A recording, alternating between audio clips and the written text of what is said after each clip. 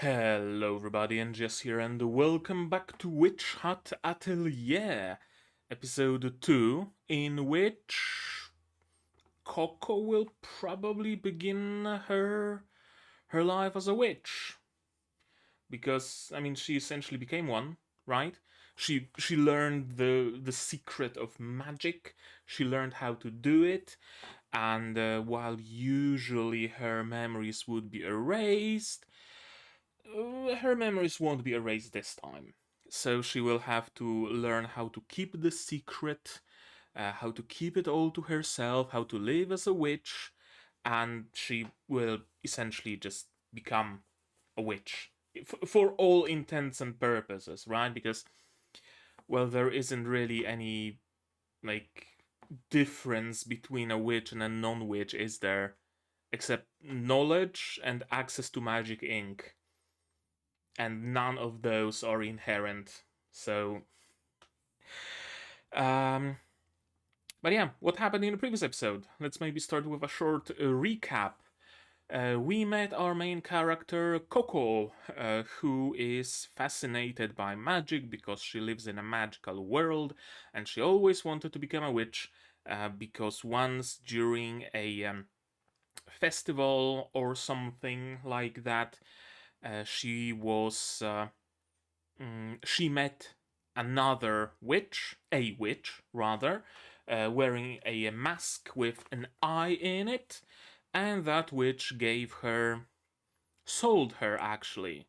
We never saw money exchange hands, but from the context clues we see, it was sold to her a picture book, magic picture book, and a magic wand. And ever since, she really wanted to become a witch, but alas! She's just a regular person, just a regular normal human, and witches are born after all, right? You can't just become a witch, human. You don't have the bile sac on your heart. um, Then one day in this boring human mundane life, a Pegasus chariot appeared with a bunch of clients that wanted to buy some fabric from Coco's mother, because apparently she makes fabric or trades in fabric. We don't know if she makes it. We haven't seen any like weaving being done or any machines to do the weaving, even the manual weave weaving station, whatever it's called in English. And among those clients was a witch. By the name of. It's gonna take some time until I learn those names by heart. Qifrey, or I think it's pronounced Qifrey, kind of a little bit from like Chinese spelling, right? Where Q is read as Chi. Yeah, Qifrey. Qifrey, who noticed some things about Coco when she was cutting some fabric. He noticed how steady her hands were, how well the lines that she drew on fabric were, the precision in cutting, in finish, and everything like that. And later we learned why. Because the chariot broke, Qifrey offered to fix it with his magic, revealed he's a witch, but needed a secluded place to do so, and asked that nobody looks. Coco looked. Because she's a curious child and she always wanted to be a witch, so of course she wanted to see how magic is done. And apparently magic is done by drawing magic circles. That's basically it. You don't need to be born with a bile sac on your heart, you don't need sharp ears, none of that. You just have special ink, you just get a random pen, and you just know the shape, and you draw the shape, and the magic works. And that's it. There's nothing mystical, there's nothing, super otherworldly about it necessary. You just draw a shape and it works. Eventually, the clients left, And Coco immediately went for her book because she recognized that the magic picture book was magic because it contained many spell circles in it. And her wand wasn't really a wand, it was a pen. She took off the tip and there was a pen nib and ink that was in what looked like a gem at the end of the wand. She just unscrewed it and there was magic ink. She made some sparkles, she made some fire, then she traced a spell. Never trace. That's an argument against tracing if I've ever seen one. She traced a circle that she didn't know what it does because the book didn't really contain any words in the first place, no description. And that spell turned the entire house, her mother included, into crystals. Thankfully, Qifrey arrived on time to save Coco herself from being crystallized, and it was revealed that the book Coco had was some tome of forbidden knowledge, and Qifrey is very much interested in learning where it came from, right? Because it has connection to those masked witches, and the masked witches, from what we can tell, from what I can tell at least, are treated as evil, as going against the mainstream magic, yada yada yada, stuff like that. And so, while he normally would have erased Coco's magic, he decided not to do that because she is his only lead towards the source of that book, towards the organization that produces those books, and he wants to nab them. And also, Coco didn't want her memory erased because if her memory was erased, then she would no longer have the knowledge of her mother being encased in crystal, and she would no longer have the drive to decrystallize her. And this is going to be her driving motivation, at least until she actually manages to reverse the crystallization. Coco's driving motivation is going to be, I want to learn magic, I want to do magic good, I want to make a spell that will reverse crystallization. I mean, that's a perfect main motivation for a main character, right? And meanwhile, we also have that overarching thing with the Forbidden Book, with forbidden evil witches, that I feel is going to be a little bit more in the background, and I feel it's not actually going to be so black and white. I think there's a lot of gray area here. Where the evil witches actually want to make magic more free, more accessible, more available, and maybe resort to some shady means to achieve that. Meanwhile, the mainstream magicians are like, rules and order, and we won't ever let the lowly peasants learn about magic because we are the superior ones here. Through the virtue of my father being a witch, and his father being a witch, and his father being a witch, and his father being a witch, and because of that I deserve to be a witch and nobody else does. I have a feeling it's going to be a fair bit grey. What can we expect from today's episode? Probably more or less of an introduction. Maybe we're gonna end up in Qifrey's atelier. That's gonna be the Witch Hat Atelier, and he's going to be Coco's personal tutor. Maybe we're gonna get to some magic school. Actually, wasn't the title of this episode something to do with magical school? I could be tripping, but maybe it did. I'm not sure.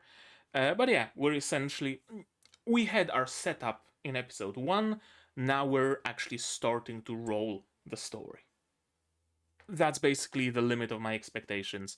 We might meet some new characters, we might get Coco some basic necessities like a pen and ink and books and a cape and a hat. I don't know. We'll see.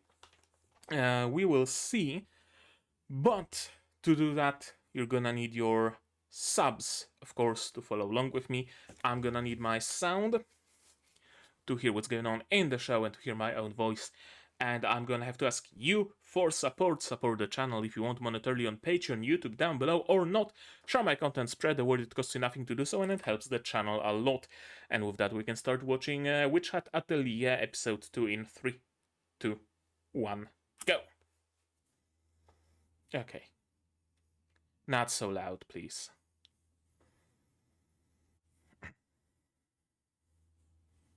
Weird ass fucking Pegasi.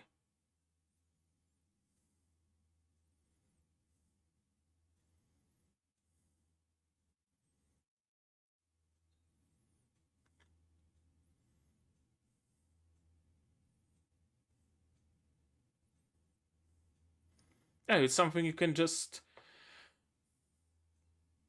hail like a taxi. I'm assuming you need magic to do that, because I don't suppose any random peasant would have a way to do so.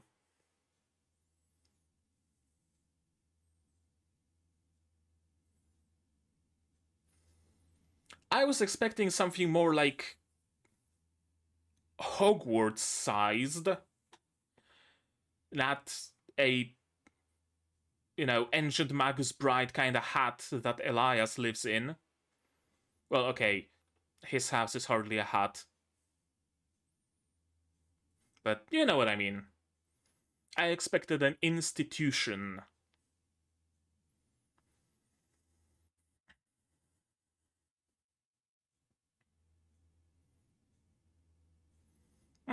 Multiple voices singing.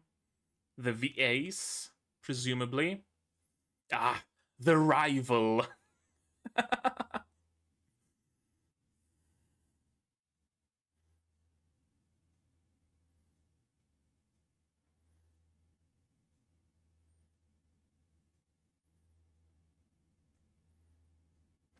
The stoic and cold and standoffish, probably, at least initially.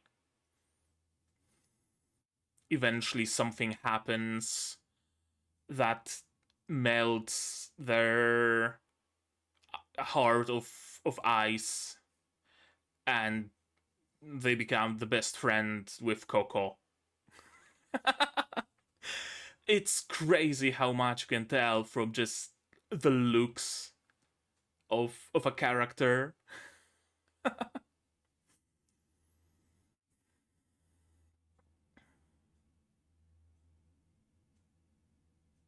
Okay, that's good. Should have summoned her some shoes at least.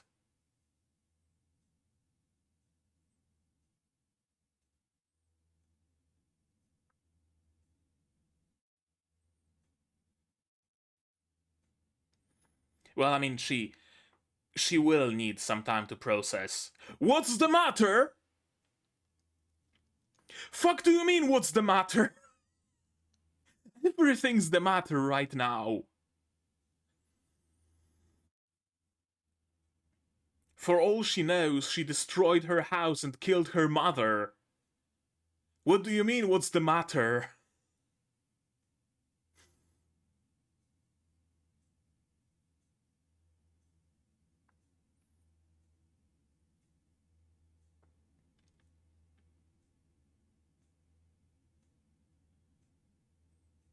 Oh, that's an interesting kettle.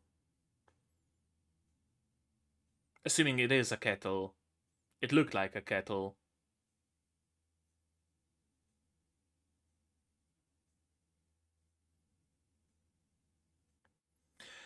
Yeah, let's start with that. Yeah, how do I use it? Like, yeah, she's used to like a basin of water, and, you know. Okay, Qifrey, not Qifrey. Yeah, no wonder. I can understand.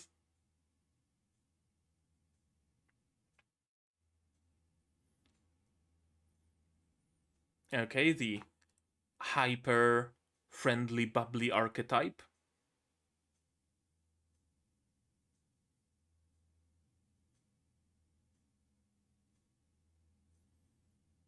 Hmm. So it's like a jug without the jug.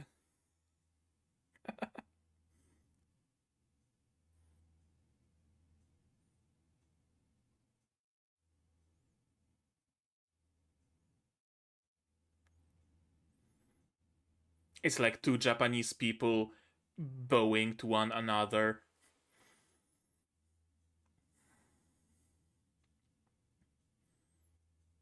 Okay, the kudere, or rather just the ku.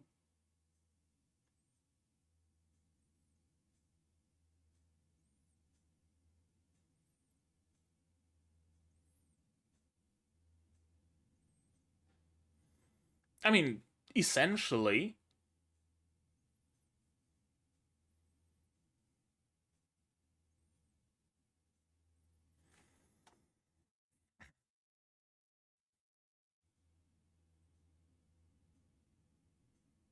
Ah. Ooh, it got dark. Ah.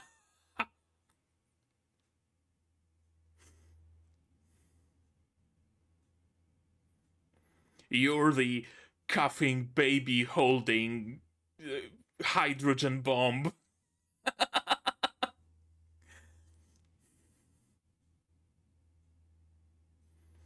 Wait, how, how much time has passed that there are already rumors?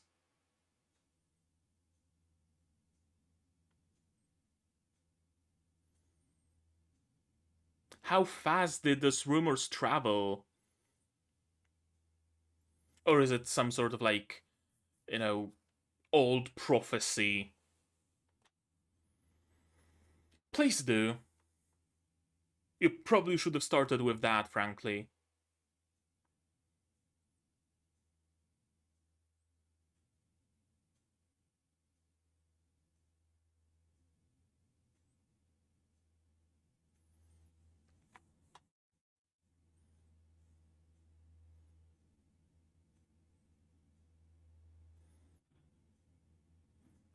I love that he has a pocket, notebook with circular pages because all magic is like circles.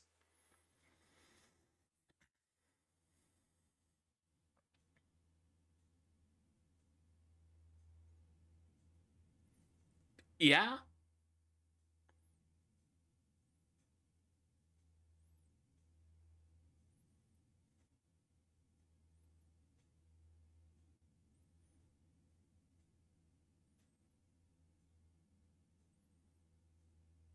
Hmm. And the hat is the symbol.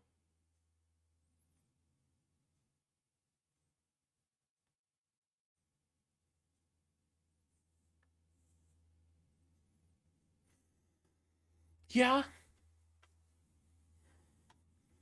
yeah, I can see that worldview.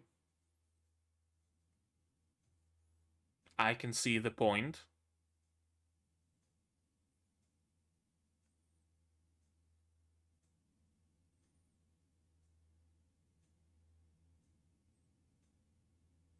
Hmm. Teach me the magic of hurting others!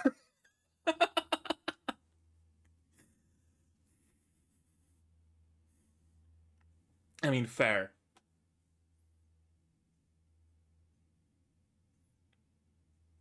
Yeah.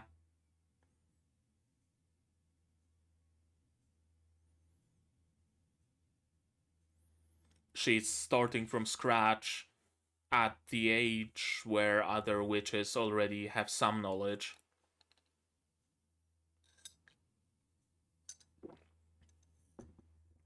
Hmm.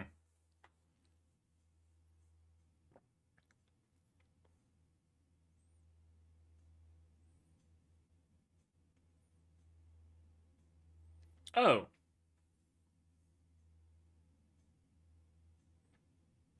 Yeah, apparently.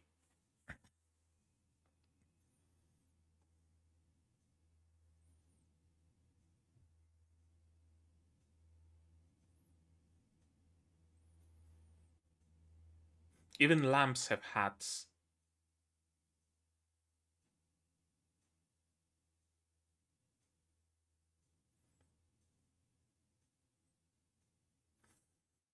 Okay, depending on how you configure the magic circle, you can see different things.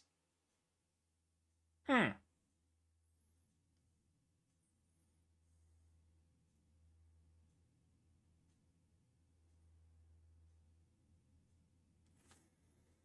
Hmm. Okay, so it's a Stargate.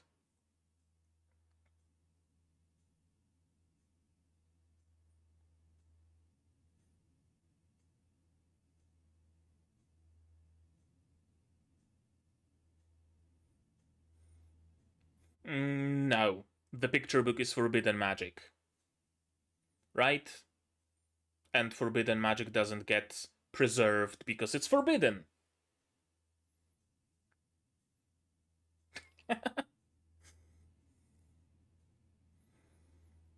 And also, apparently, you have to risk your life to get to the fucking library.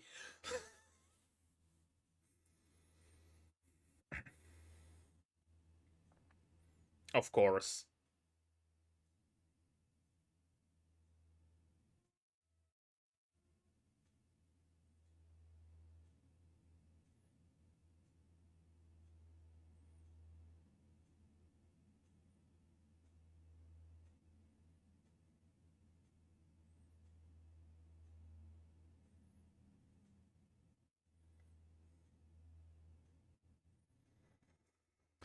I'm pretty sure that a healing spell would bring plenty of happiness.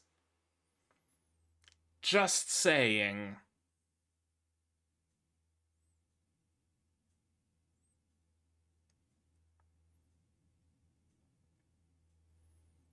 Oh, the black haired girl is gonna be her roomie.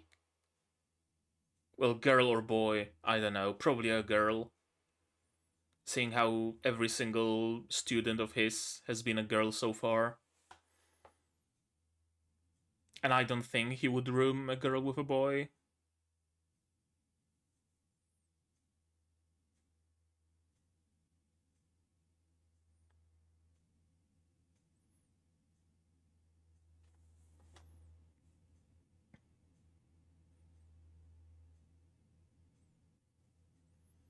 Hmm. Calling someone.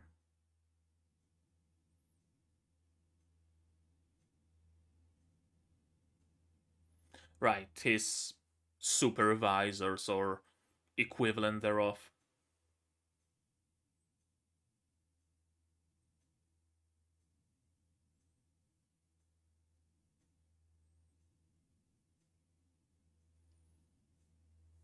Floating menacingly. Floating prettily.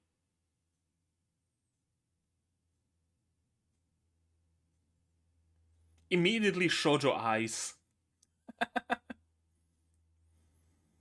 Oh, that's cool! Two halves of the circle inscribed on the soles, so when you join your feet, it activates.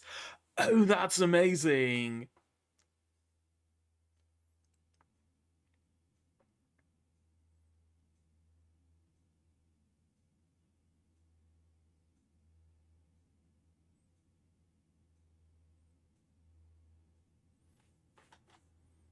I mean, we don't know that.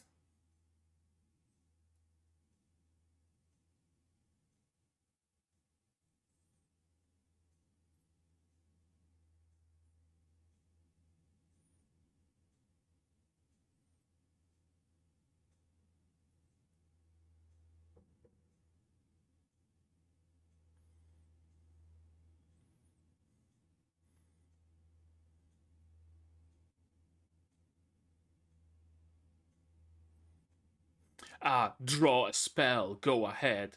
Oh, no. I thought she's gonna be goading Coco to draw a spell, and she's gonna draw something and it's gonna fucking explode.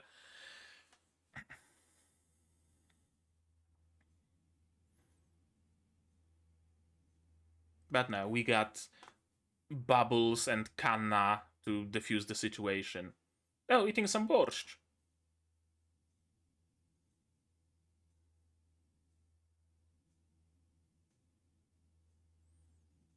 Looks like what we call in Poland, at least, Ukrainian borscht.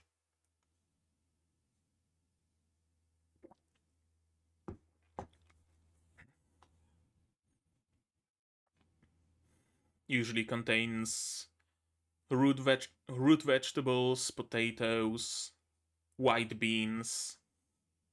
Oh, that's some good animation on that bread. They're being just a little extra, aren't they?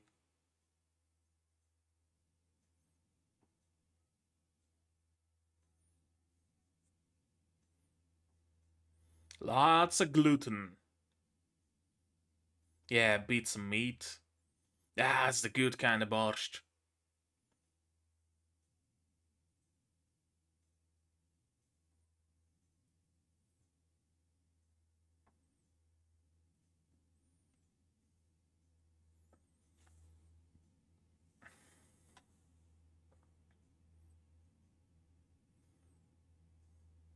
Wearing the same pajamas?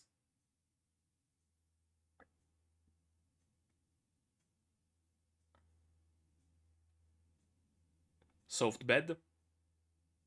Or hard? Soft, probably. She was, bouncing in it.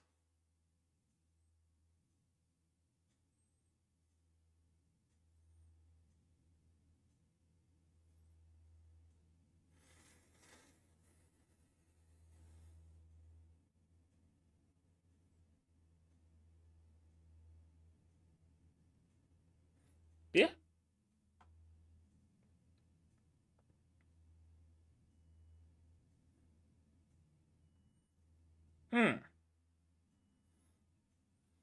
Mortar and pestle. Pen.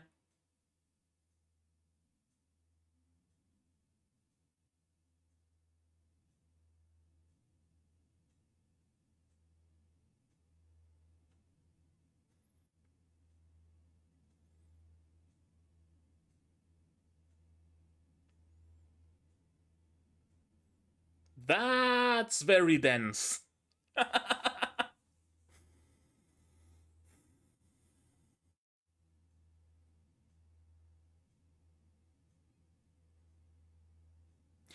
The style that they draw her in sometimes really reminds me of Chise from Ancient Magus Bride.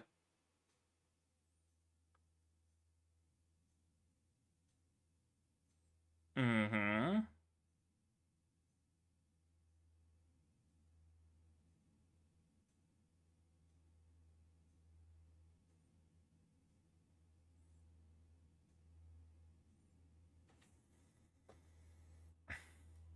What about, like, plant and the rock? Do you combine them to get other effects?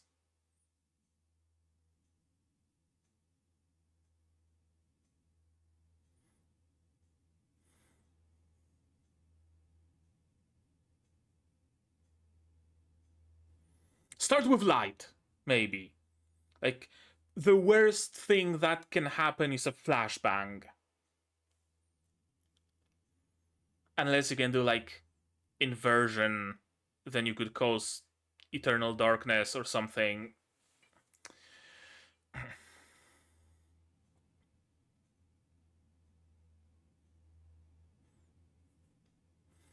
Well, he's not gonna be able to correct you if he doesn't see what's wrong with it.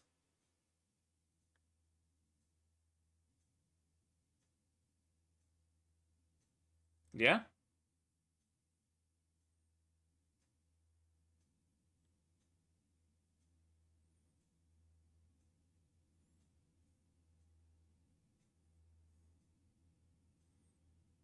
Right, give her a piece of charcoal and she's gonna be a fucking Monet.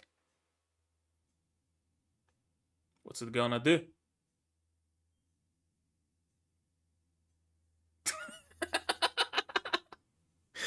Uh, of course.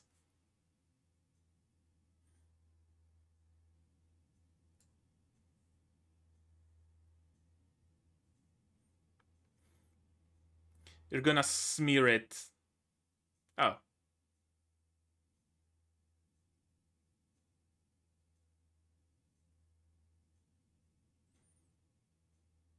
She's very bothered by it.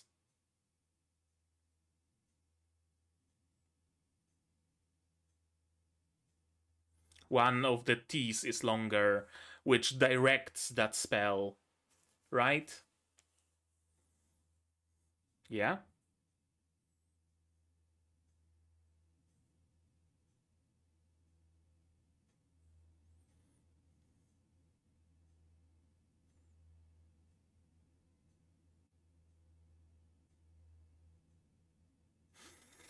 Hmm. Is it gonna be something like Agot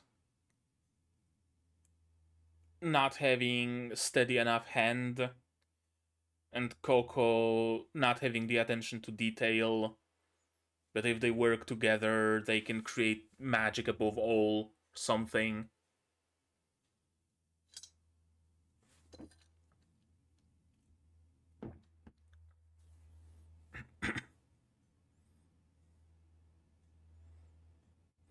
Yeah, but you seem bothered by it.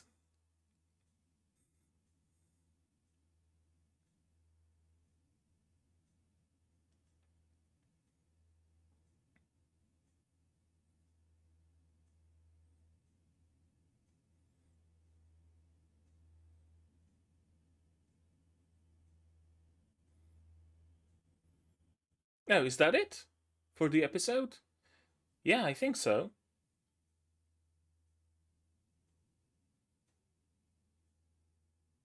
Yeah.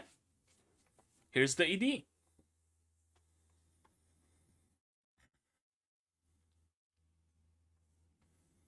Yeah, we got pretty much exactly what I expected from this episode.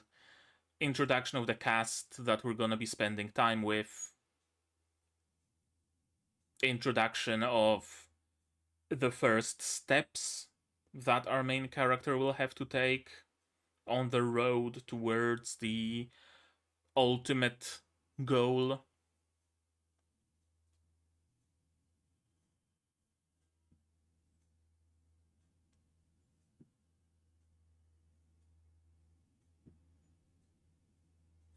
Ooh, someone transforming?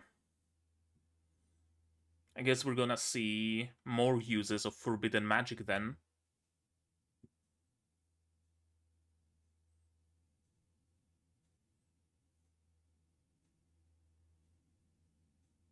Yeah, as the steady hand that we've seen her have.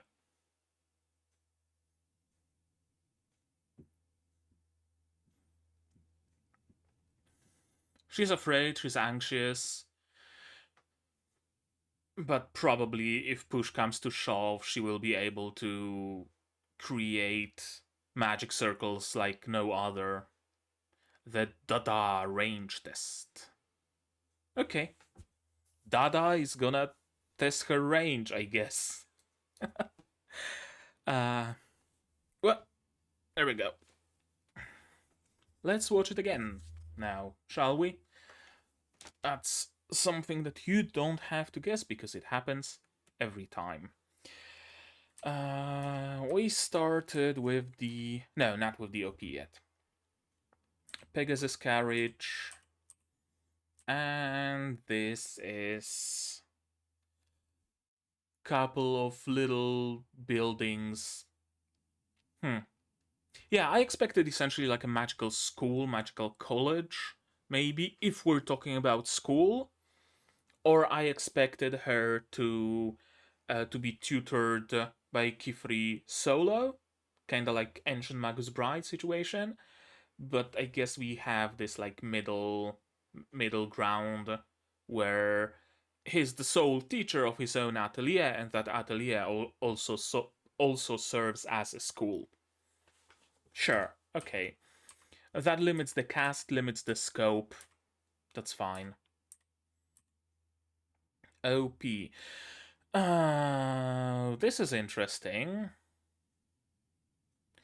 Simple, plain hat given to her, and a brim hat, little wiggly wobbly, with the running theme of eyes on the sleeves, on the hat. I'm gonna assume the masked witches also wear. She did wear a brimmed hat. Huh. And there's the scales, and Coco in the middle. Initially turned towards the mainstream witches, but also looking over her shoulder towards the eye witches, the masked witches.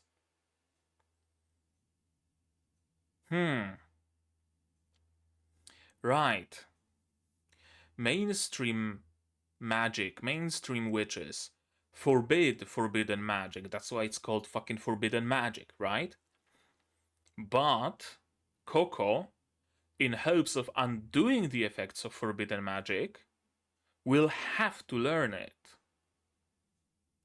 At least I assume that to undo a spell casted by a certain magic circle, you need to know how that magic circle works, right? What's the sigil in the middle? What are the symbols around? How they interact with one another? So you have to know it. So you need knowledge of forbidden magic to understand forbidden magic and eventually to undo it. So, Coco will have to go a little bit against the grain, isn't she? She's absolutely gonna have to learn forbidden magic. Coco will have to learn forbidden magic, and she will be offered tutelage by a forbidden witch. I guess forbidden witch rolls off the tongue better than mask witch or eye witch, right? Forbidden witch. I guess that's what I'm gonna keep calling them.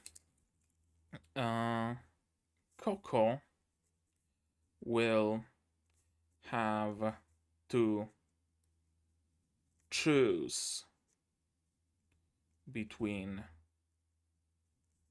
mainstream magic world and forbidden magic world. Again, I'm reminded of the Owl House and the whole wild magic thing, right?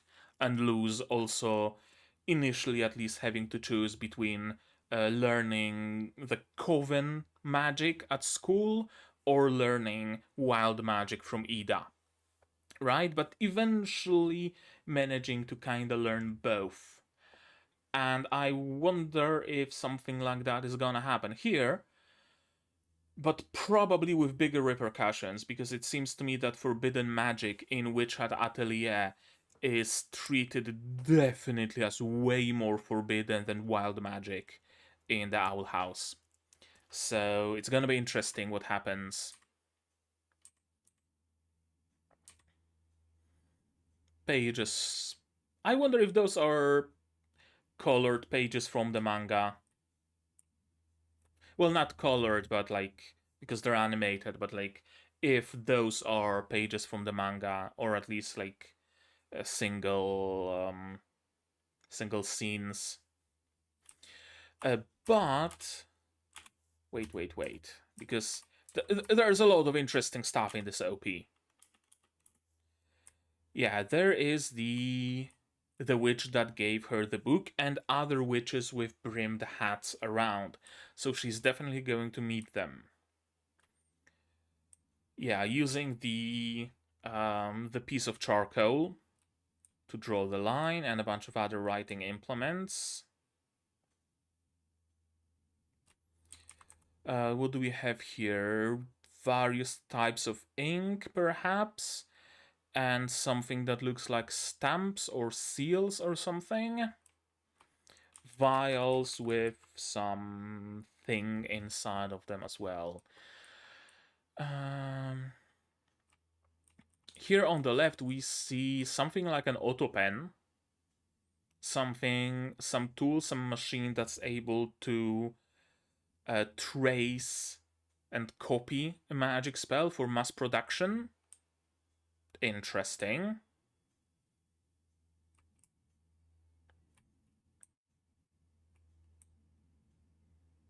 Interesting.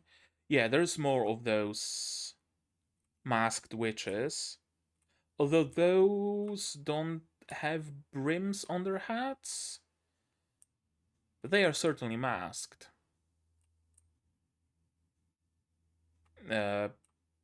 Fucking Emperor's Guard or something. Here's the magic window to different places.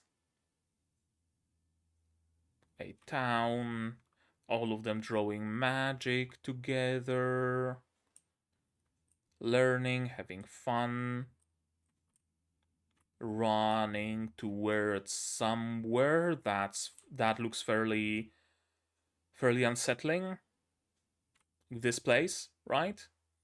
It doesn't strike me like them running and having fun, but rather them running towards something because they're running out of time and they have to do something or rescue someone. Not running away, running towards something desperately. And here we have Coco and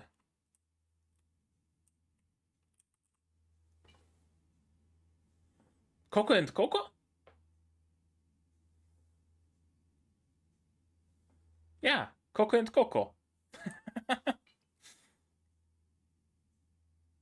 Seeing those hands, I thought it might be Coco and the black-haired girl, right? And they're creating the rivals to friends, right? That she's gonna be like fucking Amity. Doesn't seem to be the same, certainly.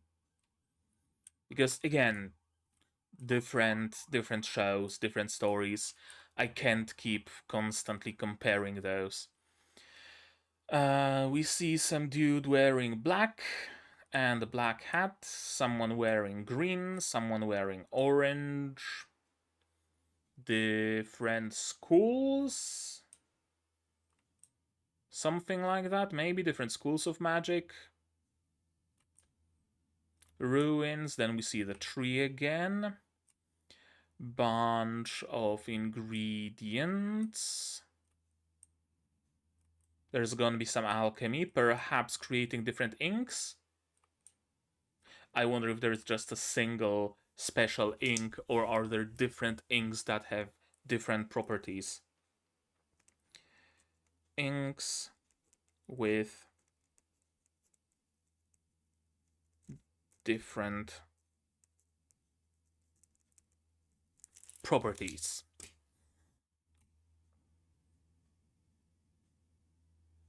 Yeah, this dude wearing black is going to be at least somewhat significant, somewhat relevant. The window again.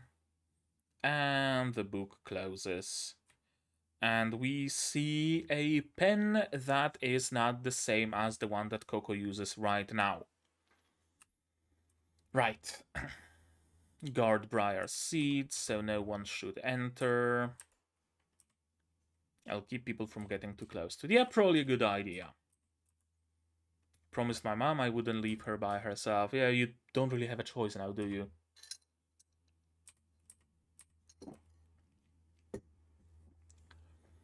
Initially, I thought that this is some sort of a weird flat kettle Like, you fill it with water, you hang it above fire, and it boils water. And he wanted to give her warm water to wash her face instead of just cold. But no, it's like a jug without the jug part. It just holds water.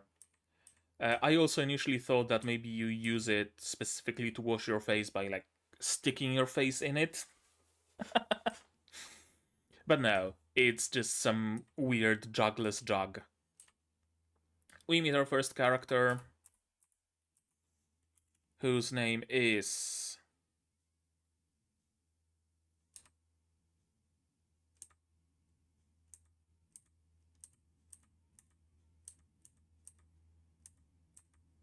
whose name is something. I'm not gonna keep skipping just to find her name.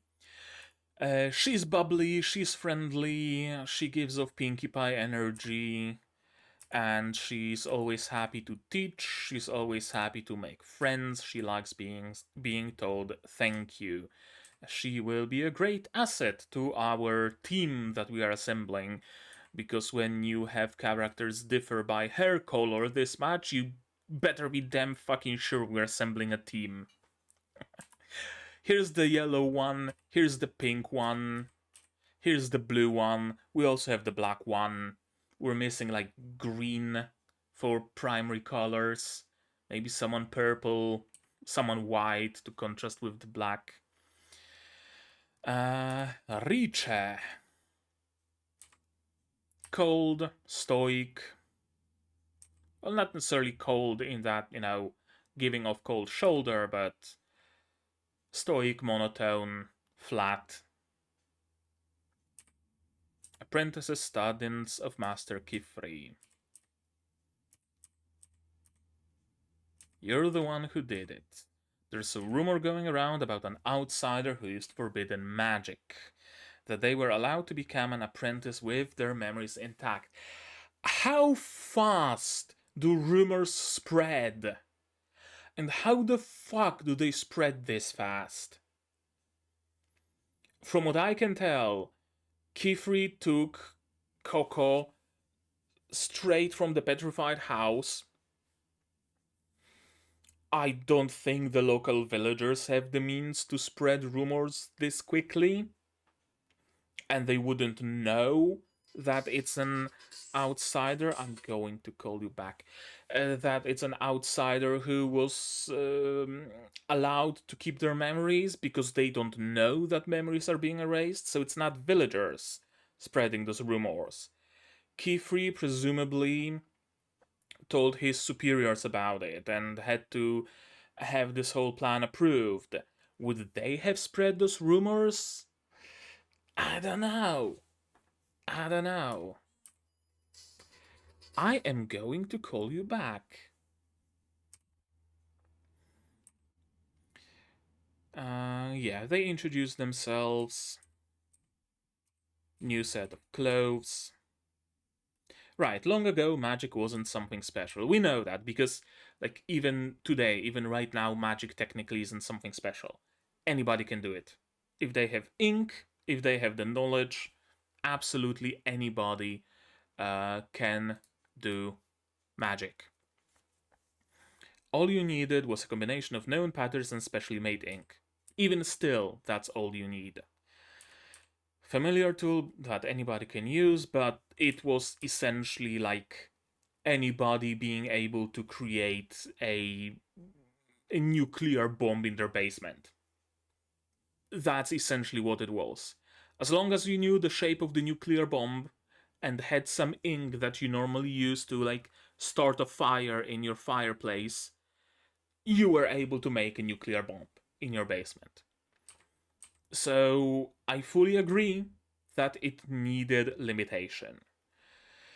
Taking other people's memories of magic, that's going a little far and going against the core tenets of what counts as forbidden magic.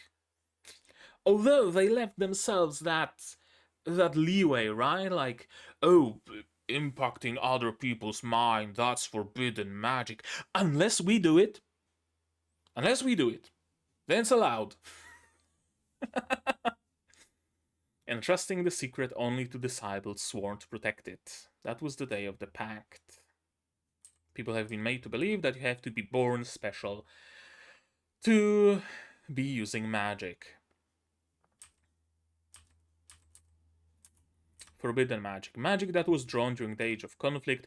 Magic for hurting others. Now here's the thing though. Fire magic.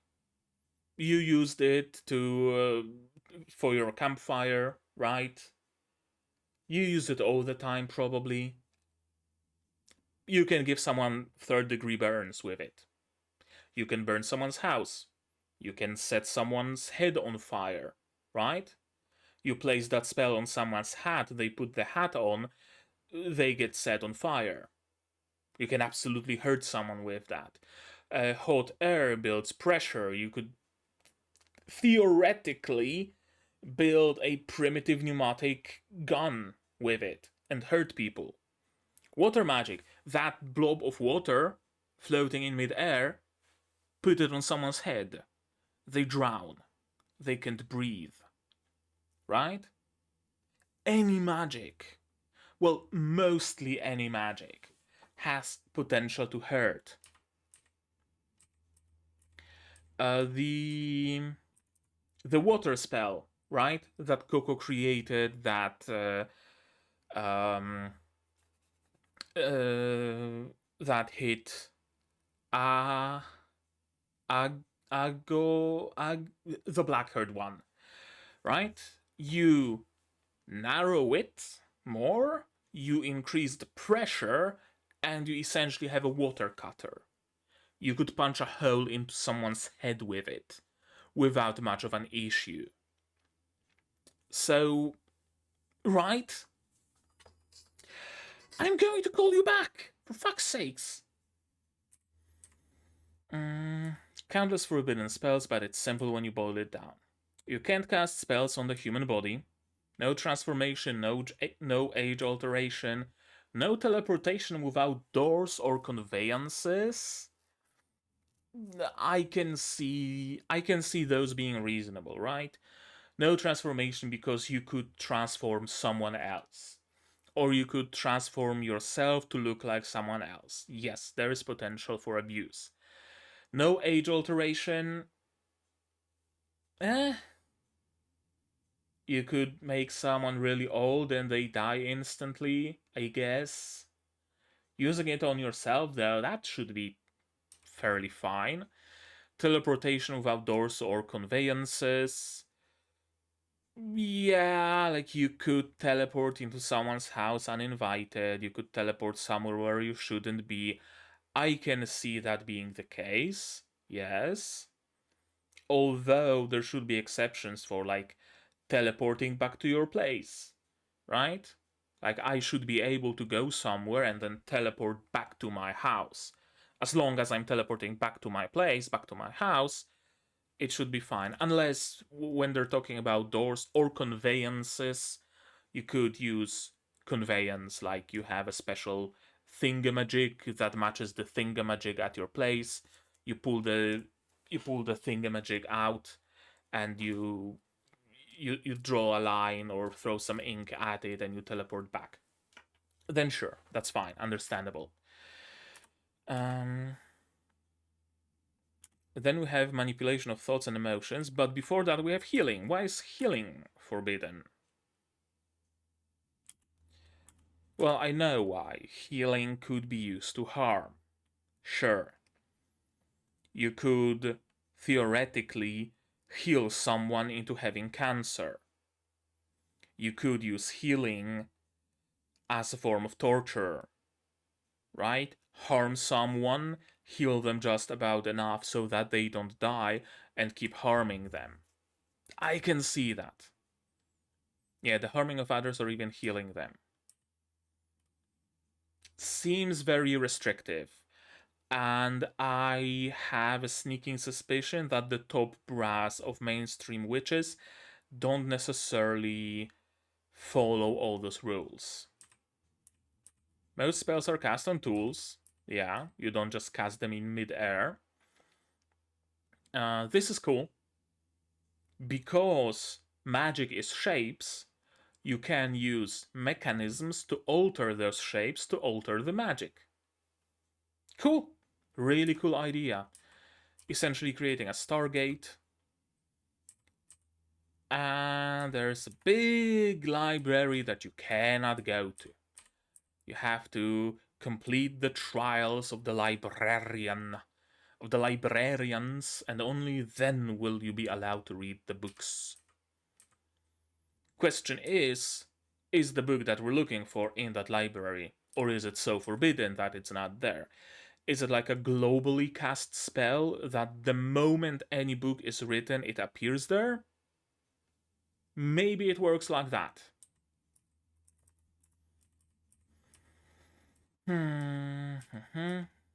Agot. Yeah, Agot. Agot. Shared common room where they have each their own desk and everybody has their own bedroom.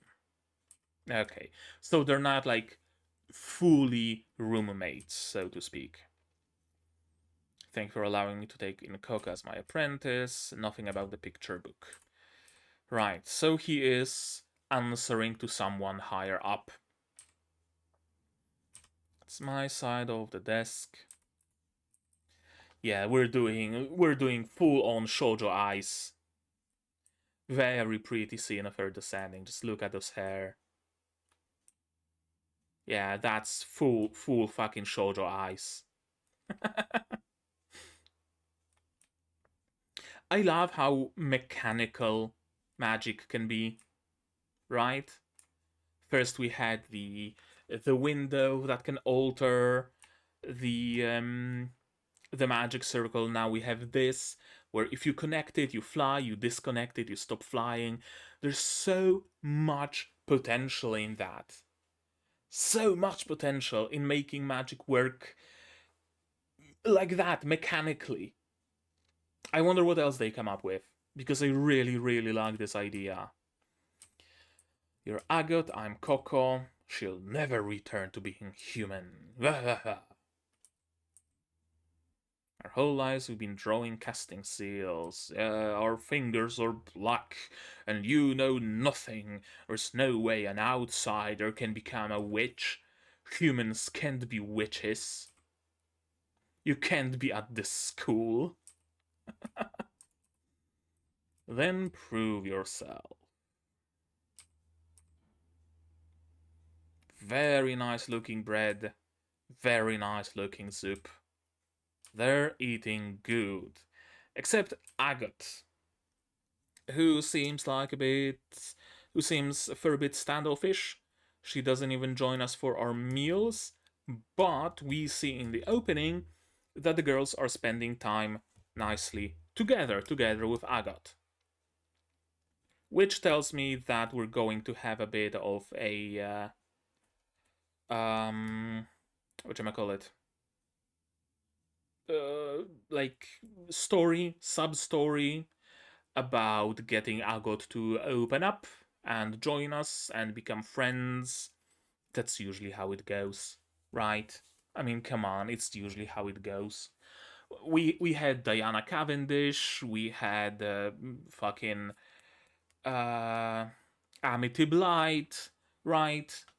That's how it goes. Now Coco and Agot don't really have the same kind of chemistry that Ako had with Diana or Luz had with Amity. So I don't know where it's gonna go exactly. But it certainly feels like we're going to at least make a friend out of Agot. Reluctant friend. That's the vibe I'm getting. We bake it ourselves, we make food ourselves, locally grown wheat, locally grown vegetables. Really good, hearty, healthy food. And on the second day, we start learning in earnest. Yeah, Coco doesn't have anything of hers yet, right? Her desk is completely empty, she doesn't have all those implements. But also very interesting how those desks are made, right? Like they're built out of stone bricks. It's semicircular. There's no chair there, you just sit on the ground. It's raised a little. I like it. I like details like that because it really shows that this is a fantastical world, right? It's not our world where you have a desk like this and you have a chair and you sit down and you take a pen and you draw magic circles. You have a semicircular desk. You sit on the ground. It's made of stone, probably as means of protection, right? A little bit of a blast shield. If you draw something like a fire spell or explosion spell, right? The semicircular wall protects the rest of the room, which makes perfect sense. It's raised a little bit to perhaps protect the floor as well, should there be an explosion. It's all made of sturdy, thick stone. The desk itself, it's made of wood, it can be fairly easily replaced, but you limit the damage that can be done to the rest of the room. I like it. I really like this attention to detail because even when it comes to furniture and architecture in our real existing world, the form follows the function. That's like the basic rule. Form follows the function, right? Our chairs are shaped the way they are because they are used to sit on them. Our desks and tables have a hole down here and legs only on the sides so that we can slide underneath them, right? Form follows function. And here the function is to test your spells and draw your spells, right? And so the form has to follow what's necessary. Protection is necessary. Because when students use that desk to draw their first shoddy, clumsy circles, all sorts of things can happen. I like it. I really do. Lots of things books don't tell you when it comes to magic. You learn more from doing than from reading. Your components. And you get a good look at them. A bottle of ink, probably. A pen, mortar and pestle to make more ink, presumably. The little round booklet to draw spells portably, right? Your portable spellcaster. And a weird fucking obsidian dagger. Sure. That's what you use to cast spells. If you run out of ink, you take the dagger, slash your vein, and you draw with your blood.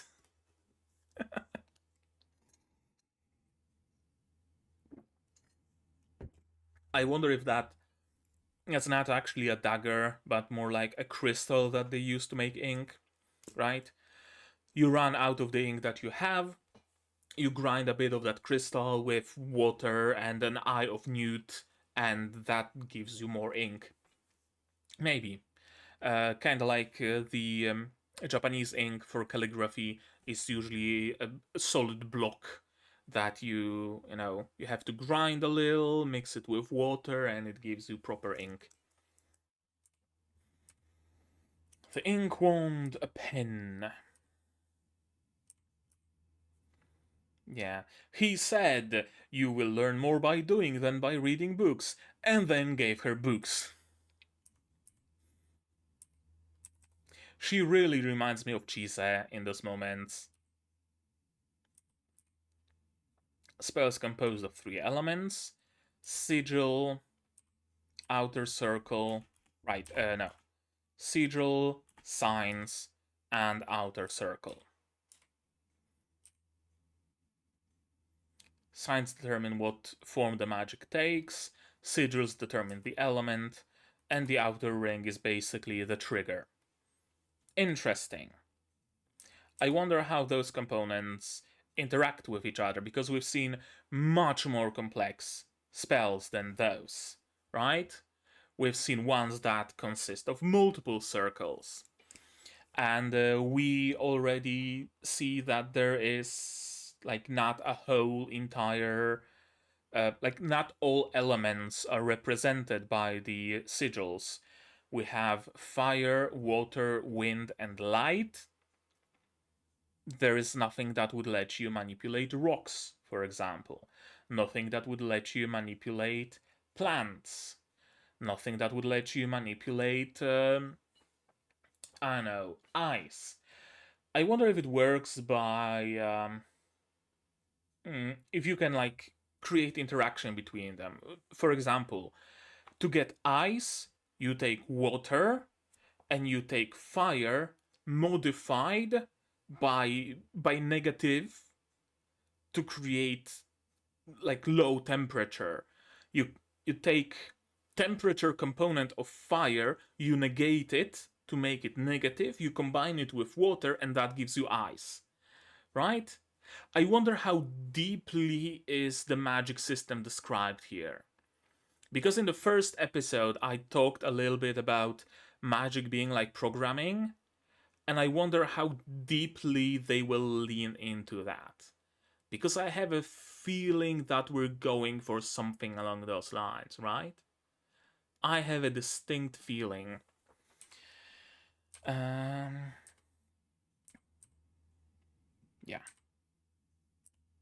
I love how much he cheers her on. Don't throw it away. I can't guide you if I don't see what you've drawn. You're just learning. Yeah, the ring's not connected. It's not gonna fire if you don't connect it. You're like a newborn foal just learning to stand. Kinda. She already has a steady hand. She already has attention to detail. We know that because Qifrey himself commented on that when she was cutting him a piece of fabric. I guess new implements and the general nervousness basically make her hand no longer steady. But push comes to shove, she will just do and it's going to be the best fucking perfect circle that anyone has ever seen, and it's going to blow up the universe because she didn't know what spell she's casting. Connect the lines and activate it, and it's a jet of water. Little thinner, little stronger, and she would have a hole in her head. What was that about spells that can cause harm being forbidden magic? Could you repeat that, please, Qifrey? Because I forgot what you were talking about there. What was she drawing? Okay, what's that symbol in the middle? That doesn't look like fire or water. Let me look at the symbols again. Yeah, fire, water, light, and wind is just like squiggly.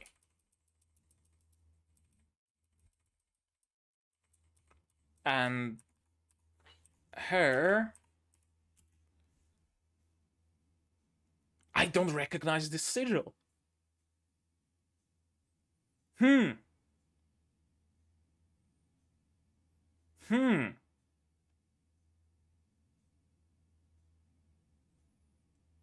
The only thing I barely recognize would be like the drops of water from the water sigil.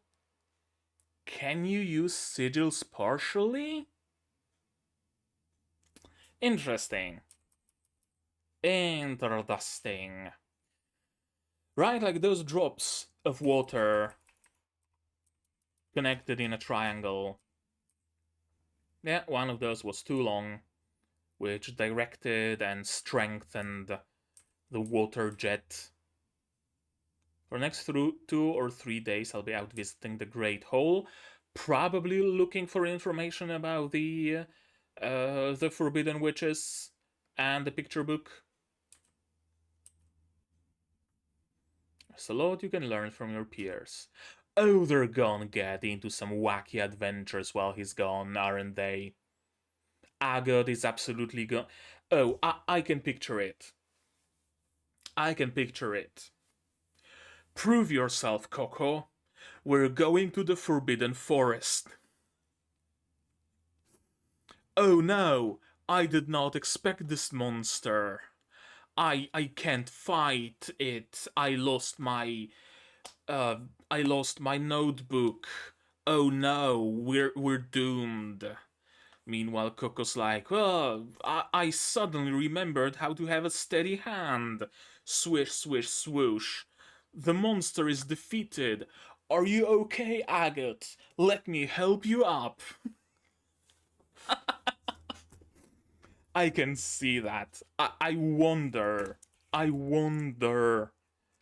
Um, Agate goads Coco into a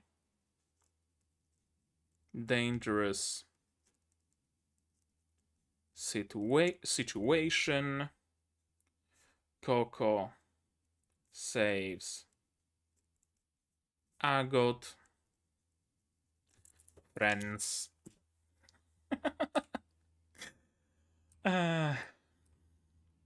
Yesterday I told you to prove yourself. No more cash little lessons. Your tests start now. We're going to the Forbidden Forest, motherfucker. The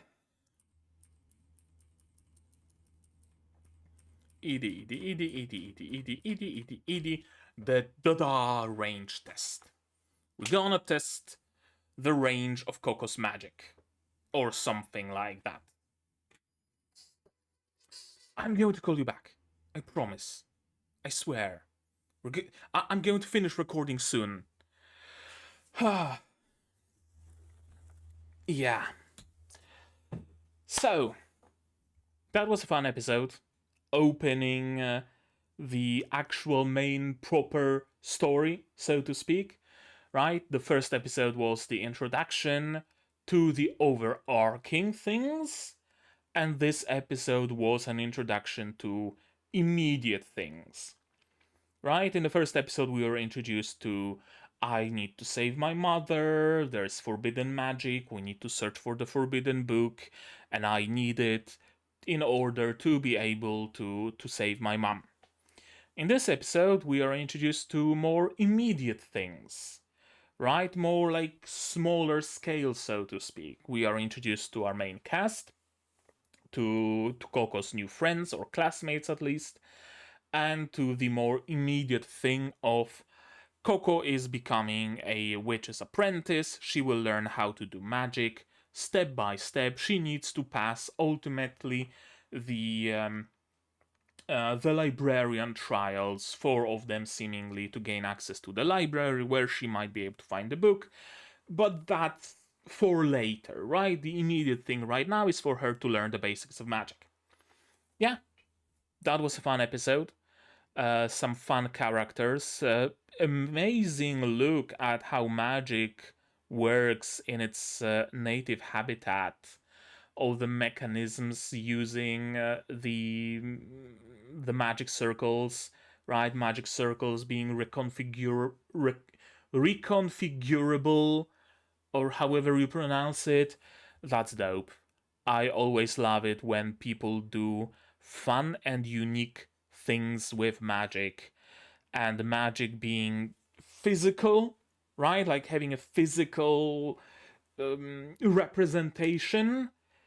It's unique and it gives so much potential to do crazy, crazy stuff. From traps that trigger by connecting two stones with 2 halves of the magic circle on them, to all sorts of magic weapons, magic accessories, magic implements.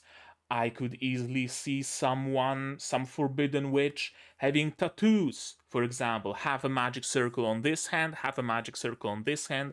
They do this and cast a fucking Biden blast, right? I can absolutely see things like that being the case. This episode certainly opened up magic here and gave me an idea of what we can expect, and I very much like the idea of what we can expect right now. And I think that basically sums up this episode for me. So I think that's gonna be it from me for today. I'm gonna call back to whoever was calling me right now. But you guys, you tell me, what did you think of this episode, of my reaction, my theories, stuff like that? Say so in the comments down below. No spoilers, please. Spoilers can go to my Discord here, also in the description if you'd like. Like this video if you liked it, subscribe and click the bell icon to be notified of future videos.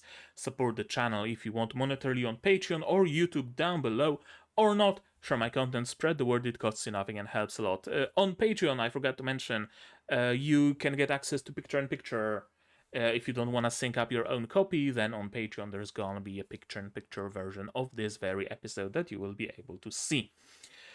And again, that's gonna be it from me for today. So as always, you guys do all the good stuff, and I'm gonna see you in the next one. Cheers! And here's my wonderful Patreons: QB, Dr. Watt, Acomancer, Fassel, and Hans Peter. And you can join them if you want without having to suffer Agot's wrath.